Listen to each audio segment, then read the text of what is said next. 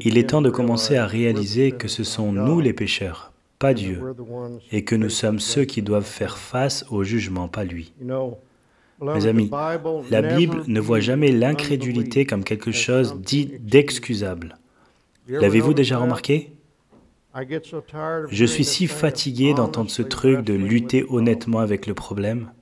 Vous savez, l'idée, c'est qu'une chose arrive, quelqu'un a un accident de voiture ou autre, et ça vous amène à douter de Dieu.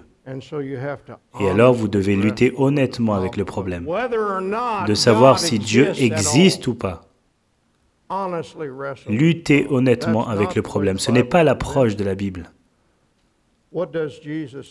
Qu'est-ce que Jésus dit ici? Il dit, si vous ne vous repentez, chaque fois que vous voyez cet accident de voiture ou cette tour tomber, ce que cela devrait faire, si vous ne vous êtes pas repentis, cela devrait semer la terreur dans votre corps. Je dois me repentir. Vous voyez, la Bible ne voit pas ces choses négatives qui arrivent comme étant des choses qui soulèvent la question de l'existence de Dieu.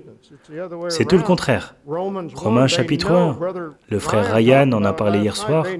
Ils connaissent le jugement de Dieu, déclarent dignes de mort ceux qui commettent de telles choses. Non seulement ils les font, mais ils approuvent ceux qui les font.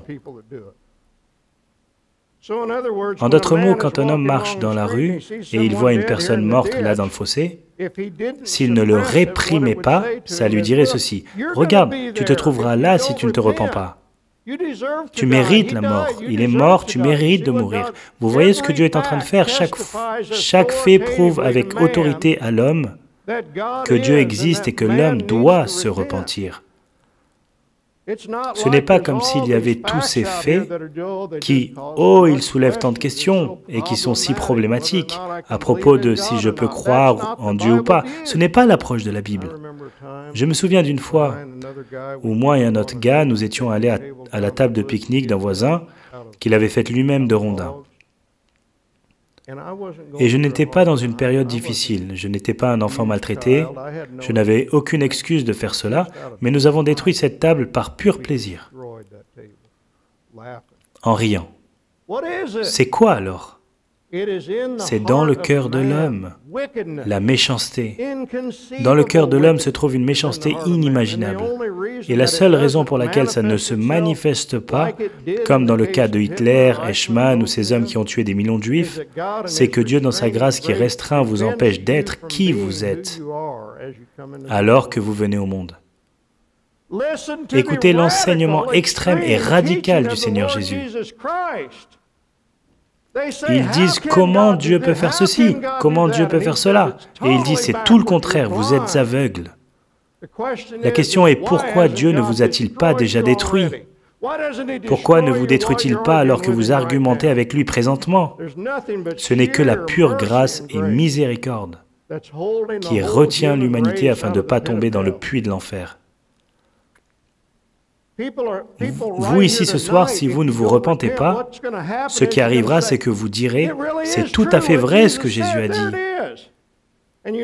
Et vous vous laissez imprégner pour un moment et puis vous commencez à fuir. Il n'y a aucun espoir d'y échapper. Il n'y a aucune porte de sortie et puis c'est la fin. Il n'y a pas de deuxième chance. Nous avons vu dans ces paraboles du Seigneur Jésus et la porte fut fermée. Et il s'est levé et la porte fut fermée.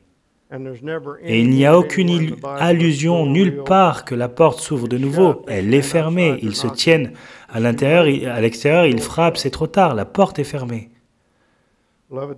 Bien-aimés, ceci est la réalité. Ça ne vient pas de moi, c'est le Seigneur de gloire lui-même qui le dit. C'est sérieux, bien plus que tout ce que vous pourriez imaginer. Si vous n'êtes pas réconcilié avec Dieu ce soir, finalement, qu'est-ce que vous faites si vous êtes un chrétien? Quelle est la mise en pratique si vous êtes un chrétien? Eh bien, ça devrait être évident. Chaque fois que nous entendons parler d'atrocités, de calamités, nous devons remercier Dieu que nos péchés soient pardonnés. Ils ne sont plus.